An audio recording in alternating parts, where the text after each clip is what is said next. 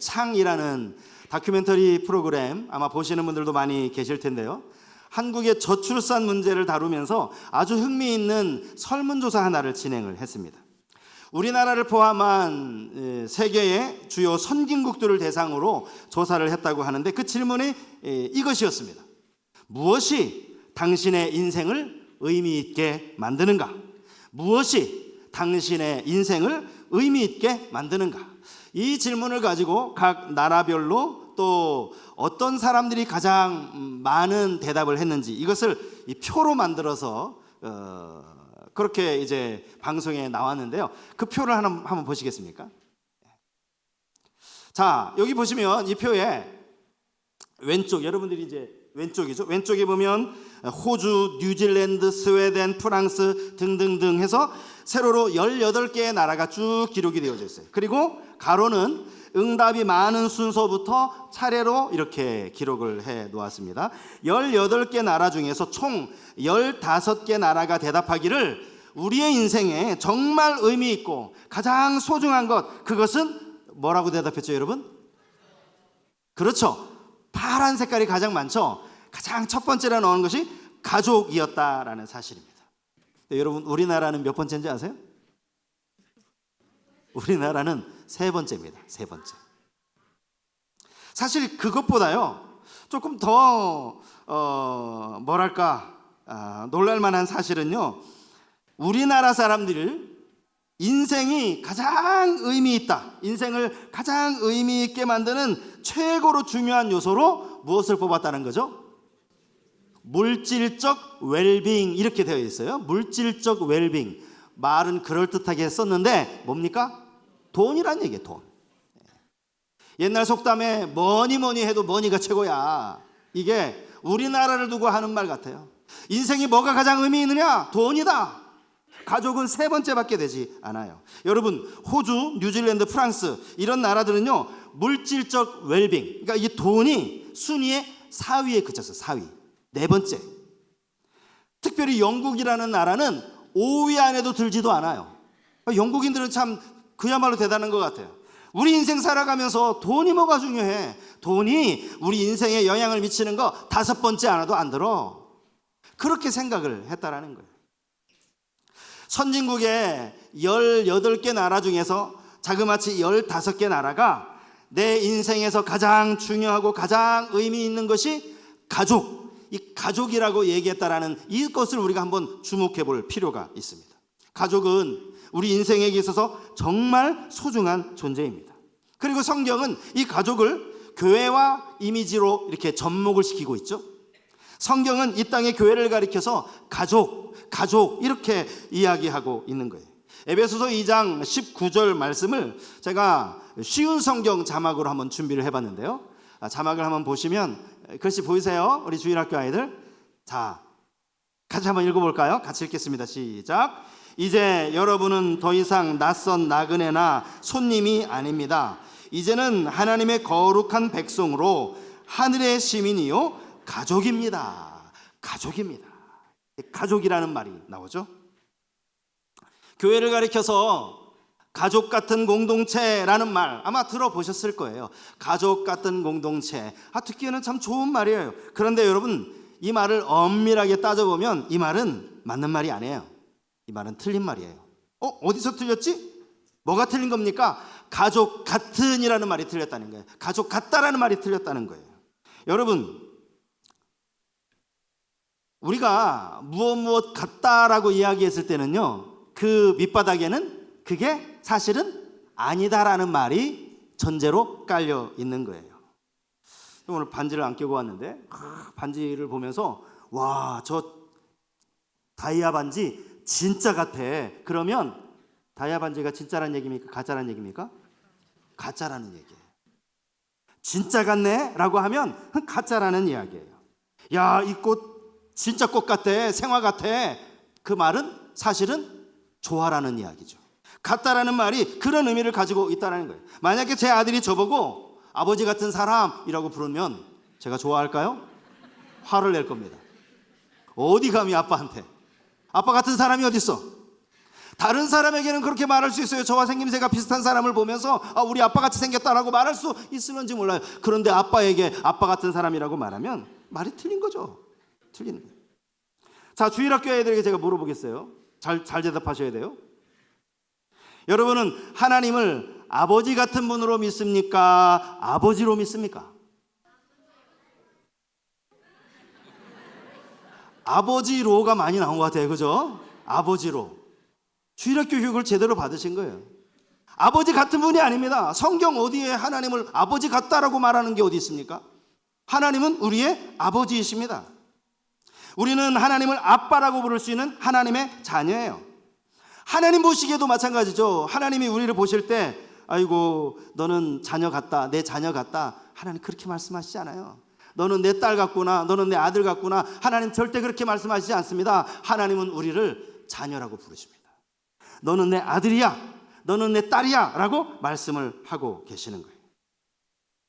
자녀 같은 존재가 아니라 자녀라는 사실을 우리는 알아야 됩니다. 그래서 교회는 가족 같은 공동체가 아니에요. 왜 같은이라는 말을 거기에 왜 붙입니까? 가족 공동체입니다. 가족 공동체. 가족이라는 단어 속에는 친밀함이 담겨 있지 않습니까? 가족이라는 이 말 자체가 얼마나 따뜻하게 느껴지는지 몰라요. 건강한 교회 공동체, 그것은 가족 공동체가 되어야 합니다. 여러분, 교회가 하나님의 가족이라고 말할 수 있는 이유가 뭡니까? 그 근거가 뭡니까? 예? 그 근거가 뭐예요? 어쨌든 주일학교 아이들이 아버지라고 얘기해서 어쨌든 합격했어요. 예, 아버지 같으니라고 안 하고. 교회를 하나님의 가족이라고 말할 수 있는 이유는 예수 그리스도의 보혈 때문입니다. 에베소서 2장 13절 말씀이죠. 이제는 전에 멀리 있던 너희가 그리스도 예수 안에서 그리스도의 피로 가까워졌느니라. 전에는 멀리 있었다라고 이야기합니다. 멀리 있었어요. 멀리. 물리적으로 거리가 멀다라는 그 이야기가 아니에요. 여기서 부산까지 그런 멀리가 아닙니다. 19절 말씀에 의하면 우리는 외인이었고 나그네였다라고 그렇게 말하고 있습니다. 그때 우리는 그리스도 밖에 있었습니다. 우리는 이방인이었습니다. 그런데 하나님께서 우리를 사랑하셔서 독생자 예수 그리스도를 보내주셨어요. 왜요? 우리를 아들 삼으시려고, 우리를 딸 삼으시려고, 우리를 자녀 삼으시려고 예수 그리스도께서 십자가에 달려 죽으셨다라는 거예요.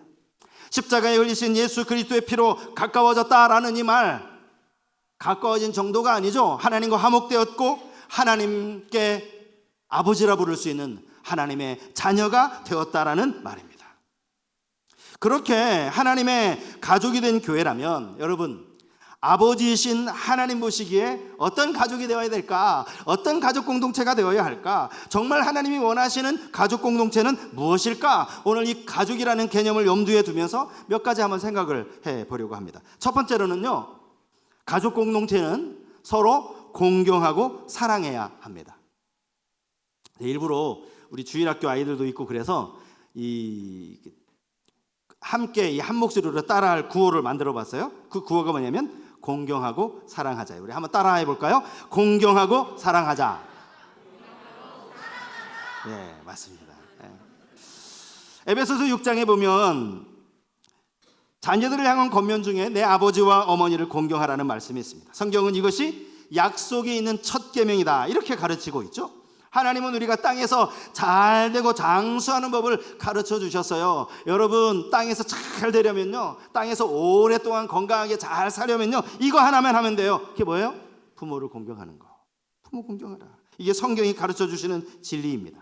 그런가 하면 부모님들은 자녀들을 사랑으로 양육하되 주의 교훈과 훈계로 양육할 것을 권면하고 있습니다. 가정에서 가장 중요하게 여겨야 하는 그 가치, 그것은 공경하는 것과 사랑하는 것입니다. 여기에는 어떤 조건도 중요하지 않습니다. 조건이 필요하지 않아요. 부모님 중에요, 우리 부모님들 중에 그래도 우리 집 아이가 다른 집 아이들보다 공부를 잘하니까 그건 내 아이지라고 말하는, 물론 그냥 이렇게 푸념상으로 말씀은 하실 수 있겠지만 정말 공부를 잘해야 내 아들이 된다라고 이야기하시는 분은 한 분도 안 계실 거예요. 이 아이가 공부를 잘하든 못하든, 이 아이가 사춘기를 지나면서 막 엄마한테 대들든 대들지 않든 그래도 내 아이는 사랑하는 거예요. 이게 무조건적인 사랑이죠. 부모의 사랑이 그겁니다. 자녀도 마찬가지예요. 우리 부모님이 사회적으로 아주 중요한 위치에 오르지는 못했다 할지라도 가정의 경제적인 좀 풍요로운 삶으로 또 가정이 이렇게 어렵지 않도록 열심히 직장 생활을 하신 분이라고 해서 우리 부모는 부모 자격이 있어, 내가 아버지라고 불러드려야 되겠어, 그렇게 아버지를 아버지라고 부르는 자녀가 누가 있습니까? 낳아주시고 길러주시는 그냥 그 은혜만 생각해도 마땅히 공경해야 되는 마땅. 이게 꽤 오래전 자료이긴 한데요, 2006년도 자료더라고요. 그 여성가족부에서 온라인 설문조사를 실시한 적이 있습니다. 가족하면 가장 먼저 떠오르는 단어가 무엇입니까? 이런 질문을 던졌어요. 여러분 한번 생각해 보세요. 가족하면 가장 먼저 무슨 단어가 떠오르십니까? 엄마요? 여러 대답들이 있었는데 그 중에 단연 첫 번째 가장 많이 떠오르는 단어, 가정하면 가장 먼저 떠오르는 단어는 사랑이었습니다. 사랑. 행복이라는 대답도 있었고요, 또 서로, 함께, 우리 이런 대답들도 나왔다고 합니다. 또 그 외에 든든하다, 가정, 포근하다 이런 단어들도 나왔다고 그래요. 그런데 응답자 중에 한 5% 정도는 가정하면 생각나는 단어가 상처, 가정하면 생각나는 단어가 오해, 짜증 이런 단어가 생각이 났다라고 합니다. 5%라는 게 감사하죠, 그죠? 95%는 어쨌든 사랑, 행복 이런 대답이 많았고 한 5% 정도, 5% 정도는 그럴 수 있지 않을까 싶어요. 근데 이게 문제는 2006년도 벌써 지금부터 한참 오래전이라는 거죠. 요즘 아마 이런 비슷한 설문조사를 하면 어떤 대답이 나올까라는 것을 생각을 해봤습니다. 지금 똑같은 질문을 던진다고 해도 가장 많은 대답은 사랑이지 않을까 싶습니다. 아니요, 사랑이어야 한다고 생각합니다. 가정하면 사랑이라는 단어가 떠올라야 되지 않겠습니까? 우리의 가정이 그런 가정인지를 한번 돌아볼 수 있어야 합니다. 교회도 마찬가지입니다. 가족 공동체이기에 당연히 사랑과 공경이 있어야 하죠.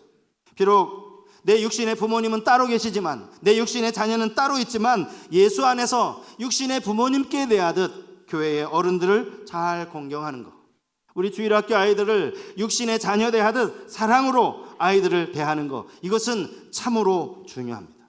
그리고 우리 어른들끼리는 서로 형 동생처럼, 언니 동생처럼, 누나처럼 그렇게 아껴주고 사랑해야 한다는 거예요.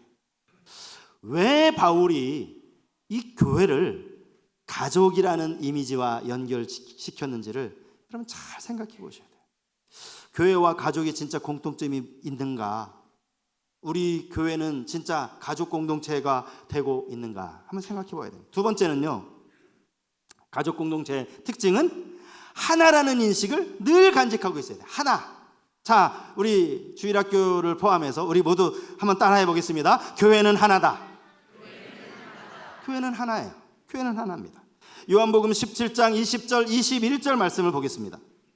내가 비옵는 것은 이 사람들만 위함이 아니요 또 그들의 말로 말미암아 나를 믿는 사람들도 위함이니 아버지여, 아버지께서 내 안에 내가 아버지 안에 있는 것 같이 그들도 다 하나가 되어 우리 안에 있게 하사 세상으로 아버지께서 나를 보내신 것을 믿게 하옵소서. 여기 주님이 기도하시는 이 그들은 1차적으로는 주님을 따르는 제자들이겠지만 더 나아가서는 장차 제자들을 통하여서 예수 그리스도를 믿게 될 모든 신자들을 의미하는 거예요. 주님은 이 기도를 통해서 하나 되는 것을 여러 번 강조하셨습니다. 신자가 하나 되고 교회가 하나 되는 것, 이만큼 중요하다는 것이죠. 그것은 하나님 아버지와 아들 예수 그리스도가 하나인 것과 똑같습니다. 바울도 마찬가지입니다. 에베소서 4장에 보면 하나가 되는 것을 바울은 여러 번 강조합니다. 에베소서 4장 3절 말씀에 평안에 매는 줄로 성령이 하나 되게 하신 것을 힘써 지키라. 하나가 나오죠. 성령이 하나 되게 하셨다. 교회를 하나 되게 하셨다. 그 다음에 하나라는 단어가 또 계속 나와요. 몸이 하나요, 성령도 한 분이요, 부르심의 소망도 하나요, 주도 한 분이시요, 믿음도 하나요, 세례도 하나요, 하나님도 한 분이시다. 하나다. 하나. 둘이 아니다. 바울이 이렇게 에베소 교회를 향하여서 하나를 강조하는 이유가 있어요. 이건 뭐 에베소 교회만의 문제가 아니라 당시 초대교회의 거의 모든 교회에 만연한 문제 가운데 하나였습니다. 사도들이 복음을 전하면서 많은 사람들이 예수를 믿기 시작했어요. 이제 복음을 통해서 교회가 부흥하기 시작했습니다. 그런데 그 교회 구성원 중에는 예전부터 유대교를 믿었던, 모세의 율법을 따랐던 유대인들이 살고 있었어요. 혈통상 아브라함의 피가 섞여 있다라고 믿는 할례받은 민족이라고 하는 그런 유대인들이 섞여 있었어요. 그리고 전혀 율법을 알지 못하다가 그냥 이방인으로 살아가다가 복음을 듣고 교회의 구성원이 된 사람들이 있었어요. 이 두 부류가 교회 안에 갈등을 빚기 시작했습니다. 복음을 믿었음에도 불구하고 기독교로 개종한 유대인들이 자꾸 이방인 기독교인들을 따돌리를 시키는 거예요. 왕따를 시키는 거예요. 아유, 그래도 나는 할례 받았잖아. 나는 혈통적으로 아브라함의 피가 내 안에 있잖아. 자꾸 이런 갈등이 생겨나는 거예요. 그 안에서 여전히 율법을 또 지켜야 한다. 그래도 최소한의 것은 지켜야지. 이렇게 말하는 사람들도 있었고요. 교회 안에 다 예수는 믿는데 누구는 유대교인이라는 이유 때문에, 누구는 이방인의 이 혈통을 가졌다는 이유 때문에 갈등이 있었어요. 바울이 이 이야기를 하고 있는 겁니다. 바울이 이방인들, 그리스도인들 향하여서 특별히 뭐라고 얘기합니까? 너희는 더 이상 외인도 아니다, 나그네도 아니다. 화평이신 예수 그리스도께서 둘을 하나로 만드셨다. 하나다. 하나다. 여러분, 세상은요 자꾸 나와 남을 구분 지으려고 합니다. 담을 쌓아가려고 해요. 우리 주일학교에서 그런 친구들 있는지 모르겠어요. 제가 예전에 들었던 이야기인데요, 저기 다른 동네에 가면 엄마가 아이들한테 이렇게 이야기한답니다. 얘, 너는 주택에 사는 아이들하고는 절대 친하게 지내면 안 돼. 너 아파트 살잖아. 저기 주택에 사는 아이들하고 절대 가까이 하지 마. 이렇게 이야기한대요. 우리 친구들 부모님들은 안 그렇죠?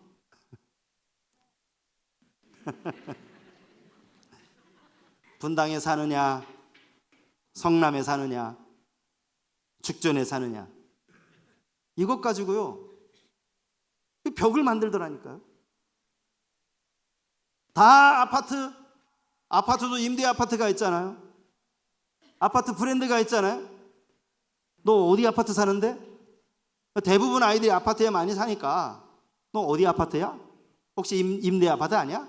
임대 아파트 다니는 아이들하고 놀지 말라고 했는데 자꾸 담을 쌓으려고 합니다. 어른들 그렇지 않습니까? 왜 한 교회 안에서 주택에 사는 거, 아파트에 사는 거, 그게 뭐가 그렇게 중요합니까? 교회 공동체 안에 임대 아파트 사는 거 하고 좀 좋은 평수에, 넓은 평수에 아파트 사는 게 뭐가 그렇게 중요하냐고요. 아니, 유대인과 이방인도 하나가 됐는데 바울은 뭐라고 얘기합니까? 종이나 자유인이나 하나다. 당시 이 남녀 차별이 아주 심했잖아요. 남자나 여자나 하나다. 아이나 어른이나 하나다. 다 하나인데, 심지어 혈통까지 하나인데, 누구는 돈이 조금 많아가지고 아파트에 살고, 누구는 돈이 조금 모자라서 주택에 사는 거, 그걸 왜 갈라야 됩니까, 여러분? 교회 공동체는 하나입니다. 하나가 되어야 합니다. 여러분, 교회 안에 절대 그러시면 안 돼요. 하나가 되어야 됩니다. 마지막 세 번째, 가족 공동체는 소망을 가지고 기다려줄 수 있어야 됩니다. 소망을 가지고 기다려줄 수 있어야 돼요. 자, 마지막 한 가지만 더 따라 하겠습니다. 저를 한번 따라 하세요. 우리는 아직 공사 중.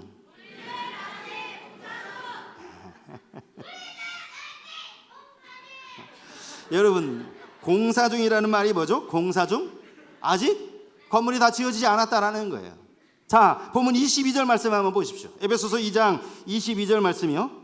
너희도 성령 안에서 하나님이 거하실 처소가 되기 위하여 그리스도 예수 안에서 함께 지어져 가느니라. 여기 지어져 가느니라라는 이 단어 속에 완성된 게 아니라는 거예요. 완전한 건물이 아니라는 거예요. 지금도 지어져 가고 있다는 거예요. 여전히 공사 중이라는 그런 의미의 말씀입니다. 어떤 분은 교회 공동체에 실망하는 분들이 있을 수 있습니다. 내가 원하는 교회 모습은 이게 아니야. 내가 원하는 목회자의 모습은 이게 아니야.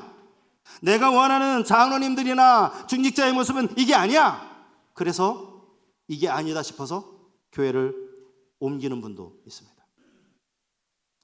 가족 공동체를 떠나는 거죠. 물론 우리가 전 교회적으로 보면 다 가족이죠. 우리가 다 하나님을 섬기는 전 세계적으로 다 하나님의 자녀들의 모임이니까 가족 공동체예요. 하지만 여러분, 우리가 이 한 교회 안에서 이 다 우리가 이 죽전 성서교회라고 하는 이 한 가족 공동체 아닙니까? 쉽게 떠나버려요. 너무 쉽게 떠나버려요. 그렇게 떠나서 나는 좀 완전한 교회를 찾고 싶어. 나는 정말 완전한 목사님을 원하고 완전한 장로님들을 원하고. 그런 교회가 있습니까? 이 땅에 그런 교회가 존재합니까? 이 땅의 교회는 완전하지 않습니다. 모든 교회가 지금도 지어져 가고 있는 거예요. 지어져 가고 있는 거예요. 심지어 여러분, 여기 지어져 간다라는 이 동사가요, 능동태가 아니라 수동태예요. 수동태. 우리 중고등부 친구들 수동태가 뭔지 알죠? 수동태. 왜 고개를 푹 숙여? 수동태. 내가 짓는 게 아니라고요. 지어져 간다고요. 누군가에 의해서 지어진다고요. 우리 직분자들이 열심히 이번 명랑운동회를 위해서 참 열심히, 어제도 우리 권사님들 나와서 수고하시고 오늘도 오전에 막 집나느라 우리 청년들 비롯해서 수고 많이 했는데, 이렇게 우리가 열심히 지으면 지어지지 우리가 짓는 거지 아니에요. 수동태예요. 수동태. 지어져 가느니라. 지어져 가느니라. 그러면 누가 짓나요? 성경을 가만히 보세요. 성경을 보면 성령 안에서라는 구절이 나와요. 예수 그리스도 안에서라는 구절이 나와요. 그러므로 교회는 누가 짓는 겁니까? 성부, 성자, 성령 하나님의 역사로 교회는 세워진다라는 사실이에요. 이 제 말이 아닙니다. 성경에 기록된 말씀입니다. 교회의 주인이 하나님이시니 우리는 하나님께 다 맡기고 하나님이 하라 하시면 그것만 하면 되는 거예요. 내가 이거 열심히 해가지고 내가 교회 세웠어. 여러분, 천만의 말씀이에요. 거짓말이에요. 교회는 우리가 세우는 게 아니라 지어져 가느니라. 하나님이 세워 가시는 겁니다. 저도 사춘기 때요, 제 친구의 가정을 보면서 부러워했던 적이 있습니다. 경제적으로 그런 부분도 부러웠지만 참 가정이 화목해 보였어요. 이렇게 이야기하면 목사님 가정이 상상이 불행했군요. 그렇게 생각하시기 쉬운데 그게 아니라 믿음 안에서 참 화목한 가정이 있잖아요. 친구들 중에. 그런 가정을 보면서 부러운 생각을 잠깐 했었습니다. 나는 왜 좀 더 잘 사는 부모님 밑에서 태어나지 못했을까? 내가 장로님이나 권사님 가정에서 태어나서 모태신앙으로 자랐으면 얼마나 좋았을까? 이런 생각을 사춘기 때 했던 적이 있습니다. 지금은 전혀 그렇지 않습니다. 저는 저의 육신의 부모님을 너무나 사랑합니다. 저희 어머니 지금 요양병원에 계세요. 고생 많이 하셨고요. 저희 부모님을 정말 사랑합니다. 그건 하나님께서 제게 허락하신 부모님이기 때문이죠. 저는 제가 태어난 가정을 너무나 사랑합니다. 여러분, 교회가 가족 공동체라는 사실을 잊지 않았으면 좋겠습니다. 그리고 지금 내가 다니는 교회를 정말 내 가족이라고 생각하고 사랑하실 수 있길 바랍니다. 연약한 모습 보이죠? 모자란 모습 보이죠? 제게도 모자란 게 참 많아요. 저 사람은 저게 안 되네. 저 사람은 저게 참 모자라. 어떡하겠습니까? 치워져 가는 건데 하나님께 맡기고 사랑하고 배려하며 참아주는 그런 우리 성서교회 가족 공동체가 다 될 수 있기를 주님 이름으로 축복합니다.